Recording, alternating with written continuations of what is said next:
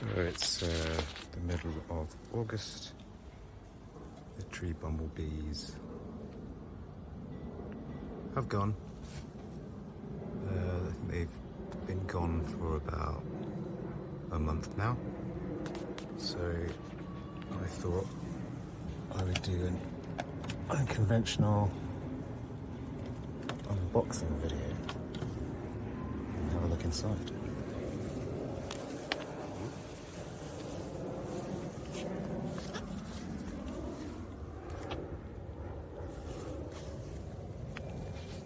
So this is their natural life cycle.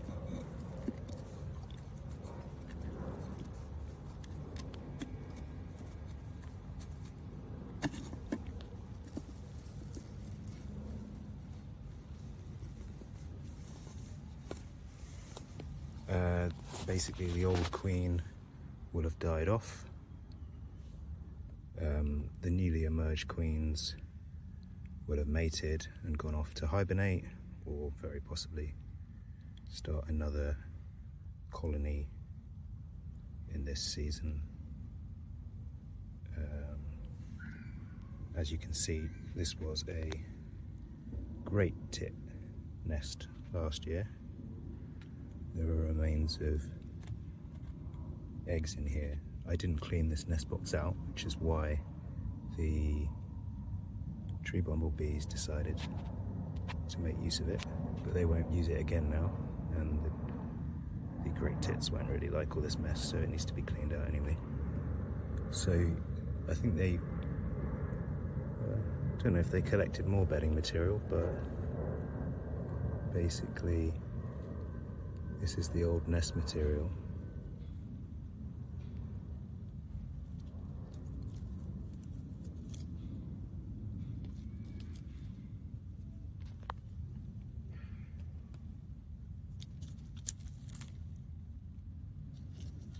You can see various other bits of life in here. There's little mites and things.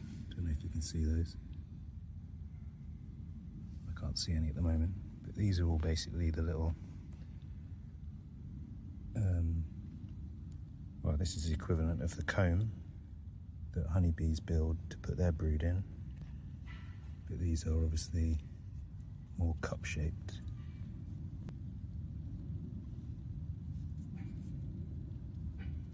And yeah, so the old queen would have reached the end of her life cycle.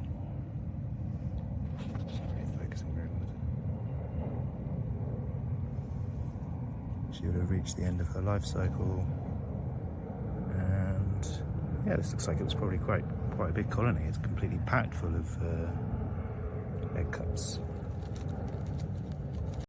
So just a little bit on bumblebee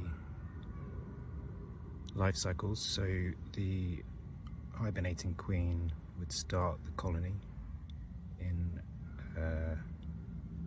the spring, and she would lay the first sort of worker brood, and she would go out and forage for them herself and kind of sit on those brood like a bird would sit on them and vibrate her body to keep them warm. And yeah, she would go out and forage for nectar and pollen and regurgitate that just like a bird to the first kind of batch of brood.